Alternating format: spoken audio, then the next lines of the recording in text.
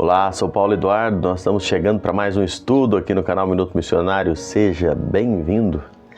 Que prazer te encontrar aqui novamente, né? Um prazer muito grande saber que você está aí do outro lado, nos acompanhando, não é?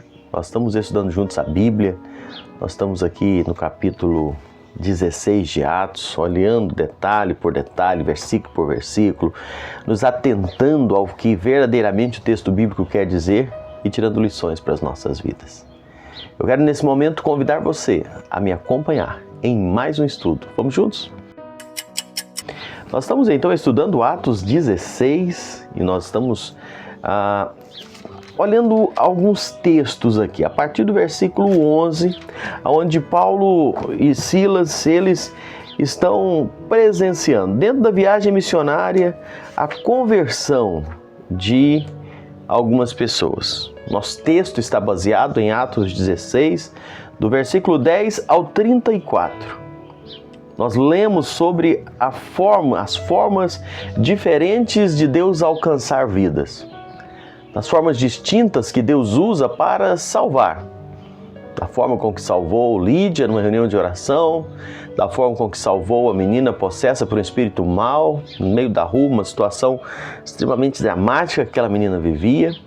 Lembramos da conversão do carcereiro, através de um momento de angústia ali no cárcere, a ponto de se matar, ele reconhece Jesus como Salvador. O Evangelho é poderoso para salvar aqueles que se arrependem. Jesus salvou uma mulher e um homem, uma mulher rica e um homem de classe média, uma mulher piedosa e um homem carrasco. O Evangelho salva aquele que se arrepende. Nós não estamos aqui olhando as características que Deus faz distinção de homens, mulheres, ricos, pobres, pessoas boas aos olhos da sociedade ou pessoas más aos olhos da sociedade. O Senhor está pronto para salvar aquele que chega a Ele arrependido, crendo em Jesus como Salvador. Uma mulher salva, Lídia, frequentava a reunião de oração. Foi salvo ali. O homem, o carcereiro, um carrasco que açoitava os prisioneiros, foi salvo ali. A conversão de Lídia, a conversão desta comerciante, ela traz algumas lições para nós. Primeira coisa, nós observamos que Lídia era uma mulher temente a Deus. Era uma mulher de oração. Mas ela não era convertida. O texto nos esclarece isso. E o que eu aprendo aqui? Eu aprendo que não basta frequentar uma igreja. Não basta ler a Bíblia. Não basta orar. É preciso nascer de novo, como Jesus disse a Nicodemos naquela conversa. Importa-vos nascer de novo. Hoje muitas pessoas, nós conversamos, as pessoas dizem, eu já tenho a minha religião. Eu sou da religião tal, desde que nasci, minha família toda é. Outros dizem, não, eu vou sempre para a igreja. Outros dizem, eu leio a minha Bíblia, faço as minhas orações. Mas a pergunta não é essa. A pergunta é, você já nasceu de novo? Você já foi transformado por Deus? Já se arrependeu dos seus pecados? Mudou de vida? Lídia precisava desta experiência, apesar de todas as boas características dela. Ela abriu o coração, o texto nos diz. Deus abre o coração de Lídia para ela entender o Evangelho. Ela ouviu, atendeu a palavra. A parte de Deus é abrir o coração. E a parte do ser humano é ouvir, atender e crer. Eu não sei como é a sua posição, você que me acompanha. Eu não sei se você já teve uma experiência transformadora, uma experiência de uma nova vida com Cristo Jesus. Se você ainda não teve essa experiência, eu te convido a se entregar a Cristo Jesus como seu Salvador, a se render aos pés dele. Eu não estou dizendo se você gosta de Deus, se você gosta da Bíblia, mas se você já nasceu de novo, se você já tem Cristo como seu Salvador. Já teve um dia em que você parou e disse, hoje eu recebo Jesus como meu Salvador, perdoa os meus pecados, arrependimento e vida transformada. Lídia precisou desta experiência. Ela buscava a Deus e ela encontrou. Mas sabe de uma coisa? No mesmo texto, poucos versículos, encontramos o carcereiro. O carcereiro, diferente de Lídia, não buscava a Deus, mas ele foi salvo, porque o Senhor falou ao seu coração. Lídia estava orando, mas o carcereiro não. O carcereiro estava à beira do suicídio. A conversão desse funcionário público romano também traz lições importantes para nós. O contraponto da vida do carcereiro para a vida de Lídia é muito importante observarmos, porque aqui temos o simbolismo de muitas pessoas também. Existem pessoas que só se convertem após um terremoto na vida, após um abalo na vida. Existem aqueles que não ouvem a voz suave de Deus. Existem aqueles que não buscam uma reunião de oração, que não procuram ouvir a palavra de Deus. Existem aqueles que estão com um coração tão distante, tão duro, que não se interessa por Deus. E muitas vezes Deus vai produzir um terremoto nessa vida, através de uma circunstância. Seja um acidente, seja uma enfermidade, seja um momento difícil, Deus vai promover para falar nesse coração, para essa pessoa entender a necessidade. O mesmo Deus que abriu o coração de Lídia, abriu as portas da prisão onde Paulo e Silas estavam. O carcereiro estava à beira do suicídio e reconhece, ele estava perdido.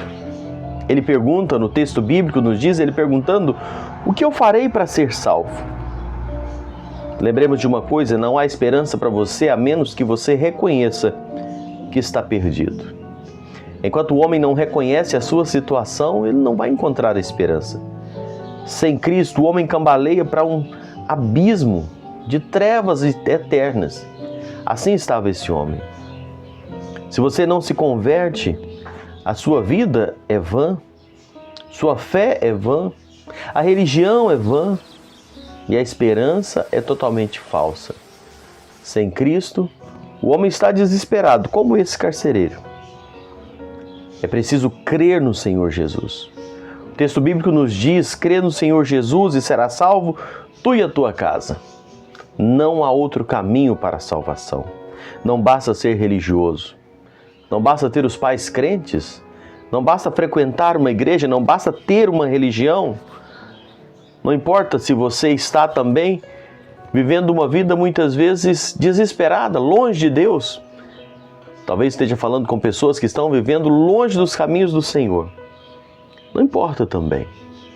A boa notícia é que se você crer no Senhor Jesus, você será salvo. Esse é o texto bíblico. Crê no Senhor Jesus e será salvo. Essas palavras ditas para um homem carcereiro, carrasco, longe de Deus, nem se preocupava com isso. Mas desesperado, ele precisava entender isso.